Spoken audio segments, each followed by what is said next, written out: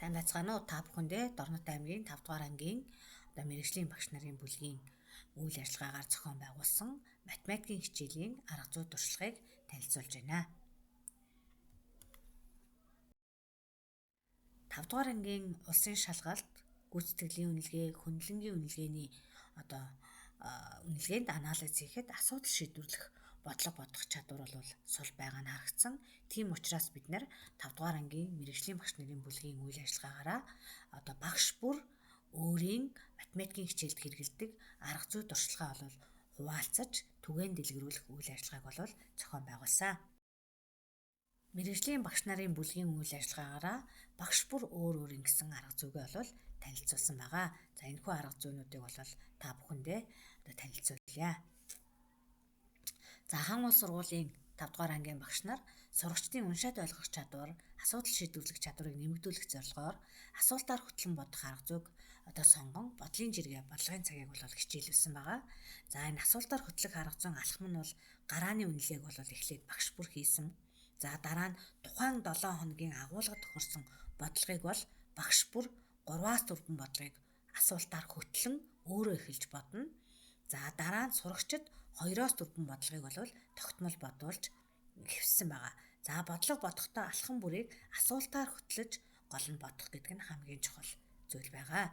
За тэгээд энд анализ дүгнэлт хийсний дагуу сурагчдад бол ойлгож унших чадвар, асуулт зохиох чадвар, асуудлаа шийдвэрлэх чадвар, за эмх зэгцтэй гүйцэтгэх, бодлогоо тайлбарлах чадвар гэсэн үр дүнгууд бол гарсан.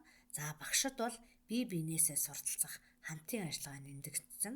За хүндэтгэл бодлогыг багш бүр өөртөө бодох юм арга зүйгээ бол хөгжүүлсэн. За бодлого бодох асуултаа алхмаа бол асуултаар чиглүүлж сурсан. За эмх зэгцтэй гүйцэтгсэн, бодлогоо тайлбарлах сурагчдад таниулах юм тайлбарлах чадвар нь бол хөгжсөн.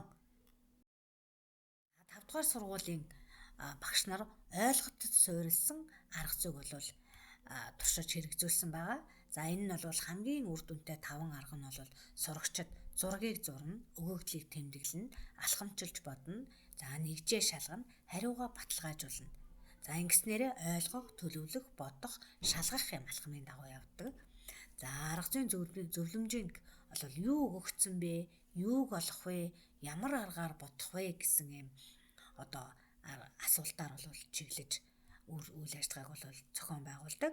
За энэ арга зүйгээр хөгжснөөрөө бол технологи ашиглан бодит хэрэглэгдэхүүнүүдийг бол ашиглаж үр дүнд бол хүрсэн байна. За 8 дугаар сургуулийн багш нарын нэг бодлого, нэг амжилт 5 минутын бодлогын цагийг бол өдөр бүр богино хугацаанд бодлого бодох чадварыг ахиулах зорилготойгоо бол зохион байгуулсан. За багш бүр өөр ингэсэн аргыг бол ашигласан. Жишээ нь Хосбаяр багш өгүүлбэртэй бодлогыг бодуулахдаа бодлогыг өгөгдөлт хэрчмийн аргыг бол ашигласан. За Болортын огш бол сурагчдын сурах идэвхийг сайжруулах зорилгоор сэтэлжүүлэх үйл ажиллагаанд бол анхаарч ажилласан. За Бүжитмаа огш бол дэвтрийн үйл ажиллагаа эмх зэгцэнд бол илүү түлхүү анхаарсан. За Мөнх цэцэг багш Наранзул багш хоёрын хувьд бол самбар төлөвлөлт, цахим хичээлийг бол хослуулж бол ажиллуулснараа үр дүнд бол хүрсэн байна. За энд бол сурагчдын эмх зэгцтэй хөтлөлт, за багшийн самбарын хөтлөлт, за эндээс багш бүрийн даалгаврын сангийн бүрдэлтүүд харагдаж байна. За 11-р сургуулийн багш нарын хувьд бие багийн гишүүн гэсэн энэ арга зүйг бол хэрэгжүүлсэн байгаа. За арга зүйг туршин хэрэгжүүлэх үндслэлээ бол гаргасан. За хэрхэн зохион байгуулах вэ гэхээр 4-5 гишүүнтэй багт хувааж бол зохион байгуулж үтсэн нэгжийнхээ хүрээнд бодлогоо сонгон багаар ажиллуулж бол сургасан. За энэ явцад бол эмх зэгцтэй бичиж тэмдэглэх чадвар нь бол сайжирсан. За зохион байгуулах, үр дүн тооцох чадвар бол нэмэгдэж, багаар ажиллах чадвар бол хязгаарсан байна. 12 дугаар сургуулийн хувьд бол бид тоо бодох дуртай гэдэг энэ арга зүйг бол сурагчдын ойлгохгүй байгаа агуулгыг алхамчлан ойлгуулах, сурагчдын өгүүлбэртэй бодлого бодох чадварыг нэмэгдүүлэхэд бол оршсон. За эндээс бол агуулга бол өгүүлбэртэй бодлого, ойлгоогүй агуулга, за хүндэвтэр бодлогоодыг сонгож аргачлалын дагуу бодлогоо бэлдэж бодлогынхаа утгыг нь ойлгох алхамтайгаар зураглал хийж үр дүнг бол тооцсон байгаа. Ингээд өгүүлбэртэй бодох хөгжүүлэх юм арга зүйгээ ойлгох, задлах, төлөвлөх, бодох, шалгах гэсэн алхмын дагуу бол үйл ажиллагаагаа зохион байгуулж үр дүнд хүрсэн. Баян улс сумын 5 дугаар ангийн багш нар сурагчдын задлан шинжлэх, асуудал шийдвэрлэх чадварыг нэмэгдүүлэх зорилготойгоор ойлгохгүй байгаа агуулгыг нь чадварыг нэмэгдүүлэхийн тулд хичээлээс гадуурх үйл ажиллагаагаар бол зохион байгуулсан. За энд бол математикийн булан ажиллуулж бодлогоудаа бол тайлбарлаж өгснөөрөө бас илүү үр дүнтэй. За бас даалгаврын сангуудыг бол баяжуулж өгсөн юм үр дүнтэй ажлуудыг зохион байгуулсан. Тоймлох уулын ба мөрдөгчийн арга 5 дугаар сургуулийн 5 дугаар ангийн багш нарын хэрэгжүүлсэн арга зүй байна. За энэ бол тоог тоймлохт хүүхдүүд их алддаг учраас энэ сонирхолтой аргаар бол багш бүр туршиж үзсэн. За ингэснээрээ тоймлох үйлчлэг зөвхөн чийжлүүлэх биш, зураглах, жишээ нь уулын аргаар зураглах, за болон мөрдөгчийн аргаараа хослуулан сурагчдын хийсвэр сэтгэлгээнд хамгийн сайн нийцдэг юм а гэж багш нар бол дүгнсэн.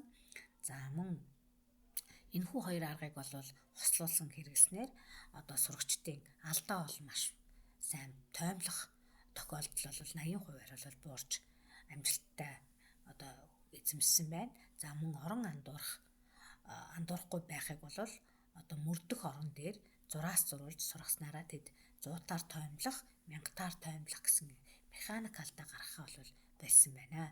Тэгэхээр энэ уулын арга хичээлийг бол тогтмол тоглоомит болгож сурагчдад бол сурагчдын идэвхийг бол нэмэгдүүлж сонирхолтой аргаар бол зааж сургаж хэвшүүлсэн.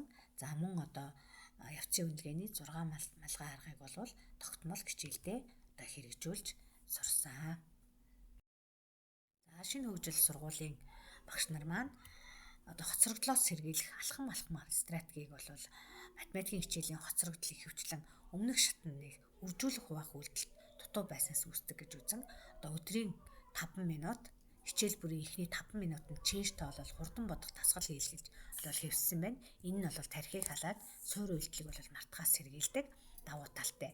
Ингэснээр бол хүүхдүүдэд 100% оролцох боломжийг нь бол нээж богино хугацаанд сурагчдыг идэвхжүүлж дадал зуршигтай болгосон байна.